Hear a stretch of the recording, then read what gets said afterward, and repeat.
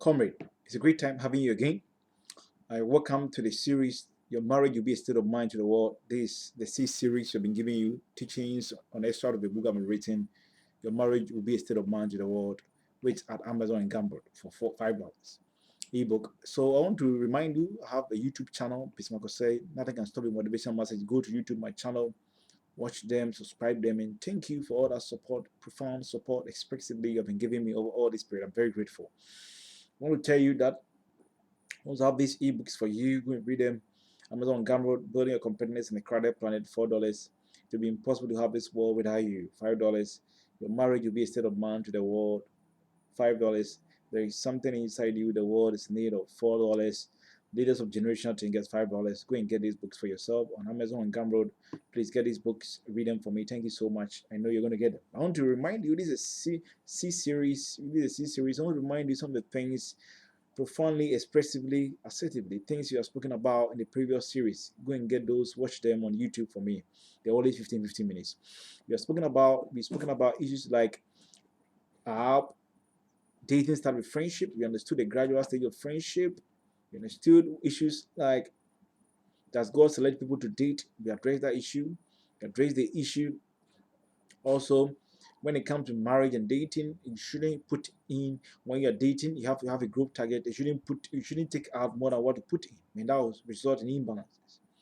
Also, we spoke about the issue of having effective communication and intimacy, and all those areas have been spoken about in that period. And so you can go and watch those things on my YouTube channel, Your Marriage Will Be a State of Mind series, teachings on dating and courtship. Go and get them. I've done that already for you. Right now, we are going to look at, we are still on the issues, very pertinent, very critical issues on dating. And one issue you're going to talk about here, changing the abhorrent attitude of your partner, or changing your unpleasant attitude of your partner. Sometimes, with very irresistible stage, let it will be a central tenet of stabilizing a relationship. Okay, you have seen this attitude about your partner, you think it's very abhorrent, it's very horrendous, very unpleasant, very belingering over the period. You want to change it, and what should I do? We have to understand that very succinctly. You have to understand that during the period of dating, there is a proactive resurgence towards character development. Relentlessly, you always work towards extrapolating laudable character traits and are seriously working towards changing the unpleasant character traits of your partner. It is important to understand that some of the character traits reflect the true nature of the person, and that will be very difficult to change. Likewise, you might also have some similar character traits that are your true nature. For example, somebody who by nature is talkative, somebody who is by nature quick-tempered, slow to act slowly, somebody who is not very effective, is not very effective communicator, not very effective communicative, very communicative. Somebody might also, other character traits that might be the true nature. Somebody is an introvert, doesn't like talking too much. These character traits might be difficult to change since it's the person's nature.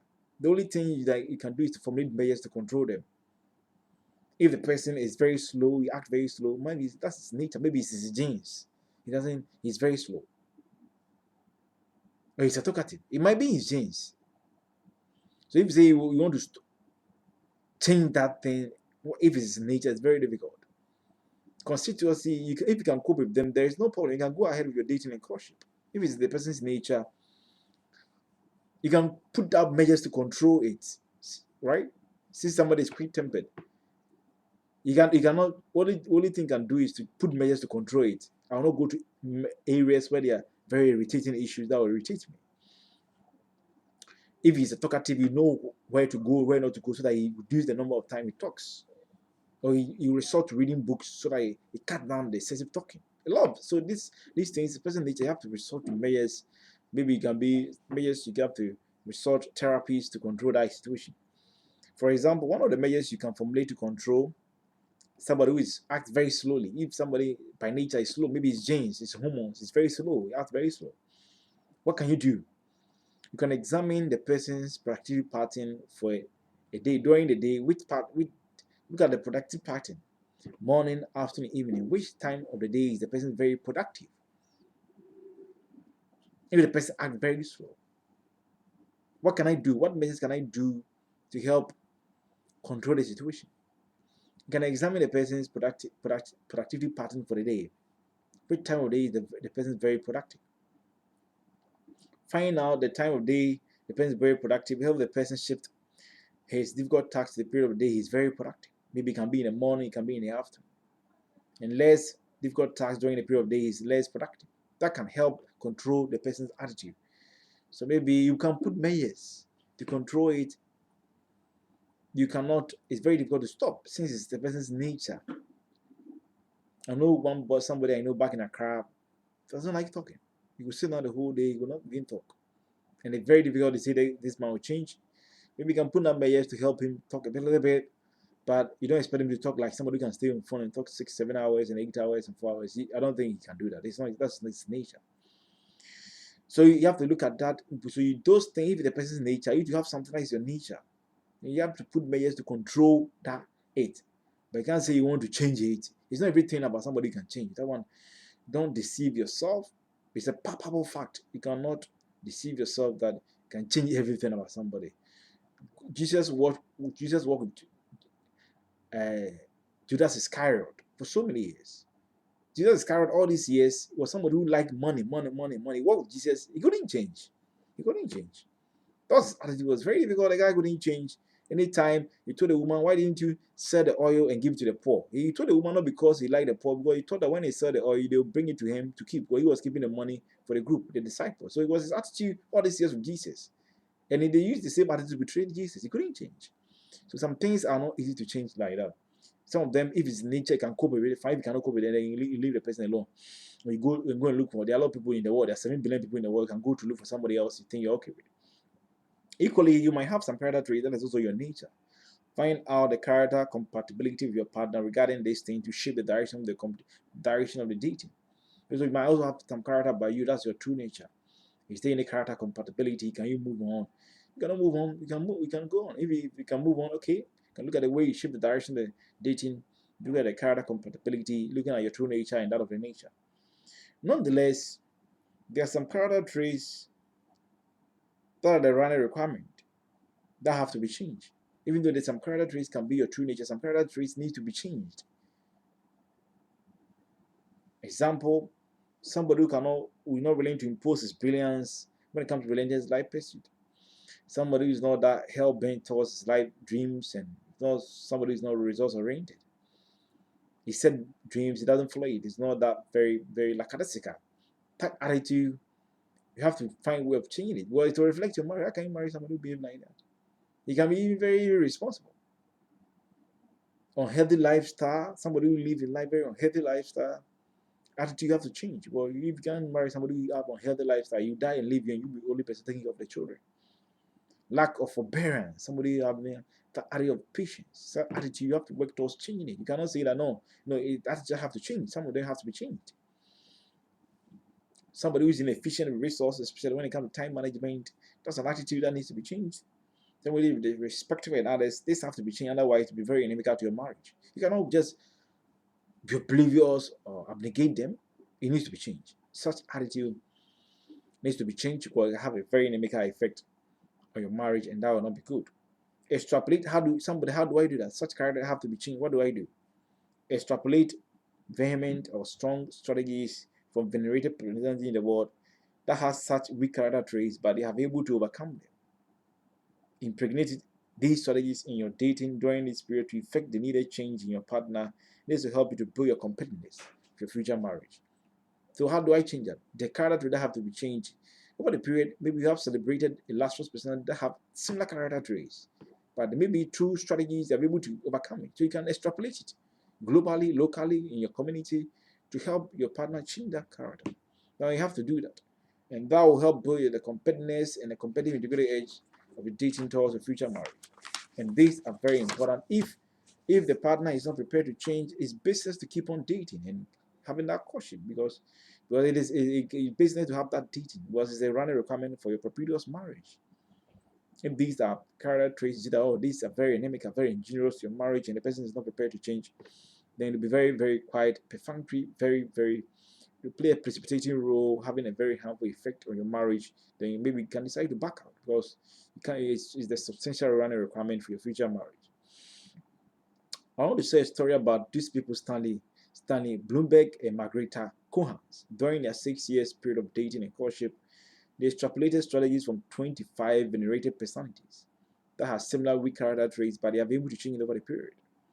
This helped them to change their weak character traits and this became a running requirement for their marriage. This helped them to have a blissful marriage for 30 years. During these 30 years of marriage, they organized more than 100 seminars on character traits and build a competitive integrated age of marriages.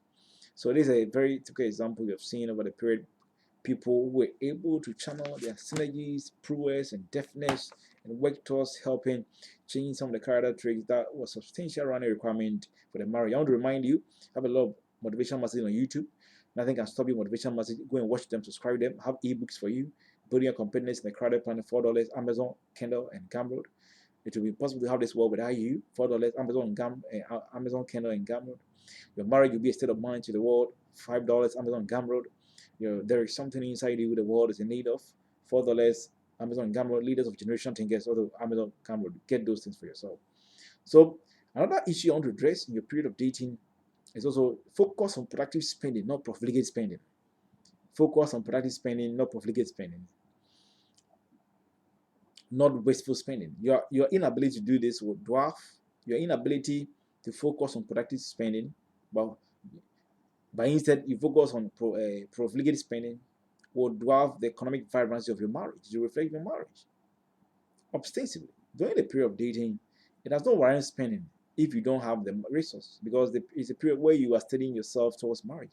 Hence, it is not compulsory, it is not rudimentary, it's not compulsory to spend, especially on the part of males.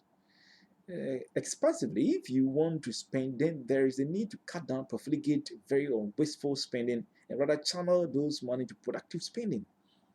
There's a period to spend. If you have money to spend, fine. If you don't have, fine. It's a period you're studying yourself, so it's not compulsory to spend. But if you want to spend, it should be productive spending.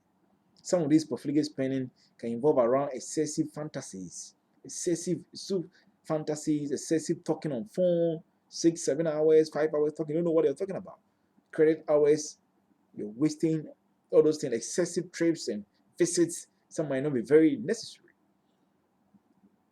Avoiding unnecessary utility bills, expensive rent paying, expensive buying of phones, clothing, expensive birthdays, and others. You can have a birthday that was very modest, very nice birthday, very modest.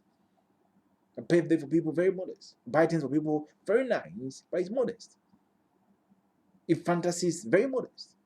They ever want to go and sit somewhere and have fun with a girlfriend, or can be going to a place where they buy maybe pizza and drink, maybe 200, 150, 100 cities, fine, they go away. You're going to spend 1,000, 2,000, you're student. Those things are very profligate spending. When you're dating yourself, it might not even lead to marriage. So what's the relevance? It might not lead to marriage. If you spend so much, it doesn't matter. You might think that you're putting more, and your inability to deal with this situation will migrate into a marriage, and that can plug you into that can plug your marital life into serious death stalks and adversely affect its ability to achieve the expectation of the marriage productively. It's better you channel majority of these funds towards productive spending.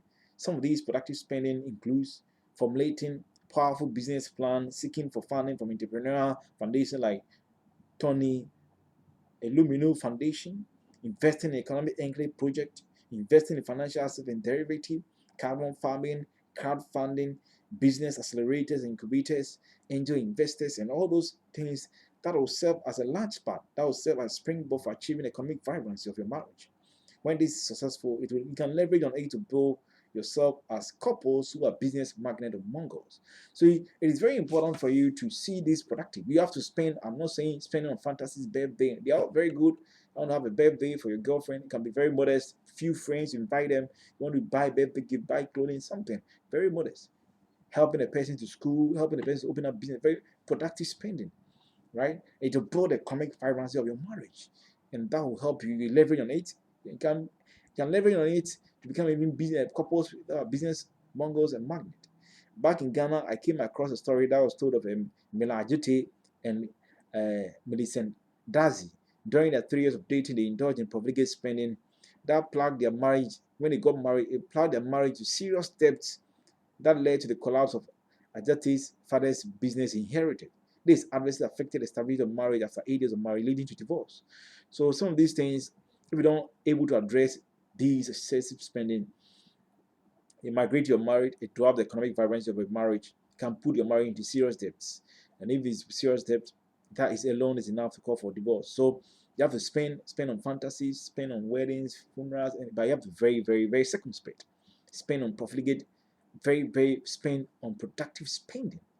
That will build economic vibrancy of marriage. That will add a strong stimulant and propellant and rudimental of your marriage. Thank you. This is the sixth series we brought to you on your marriage will be a state of mind to the world. You don't want your marriage to be counted among divorce statistics. It's important for you to listen to these teachings that have been coming to you. We are still doing teachings on dating. After dating, you're going to marriage for you. Go to my channel. Nothing can stop you. Motivational message. Go and watch most of my videos. Watch them, like them, subscribe to them. Thank you so much for your graduate support you're giving me. Have these ebooks on Amazon Gumroad, Amazon Kindle and Gumroad. Building a competence in a crowded planet, $4. It will be impossible to have this world without you, $4. Your marriage will be a state of mind to the world, $5. There is something inside you, the world is in need of $4. Leaders of generation think it's $4, $5. Get them Amazon Gumroad. Thank you for your time. Bye bye. See you.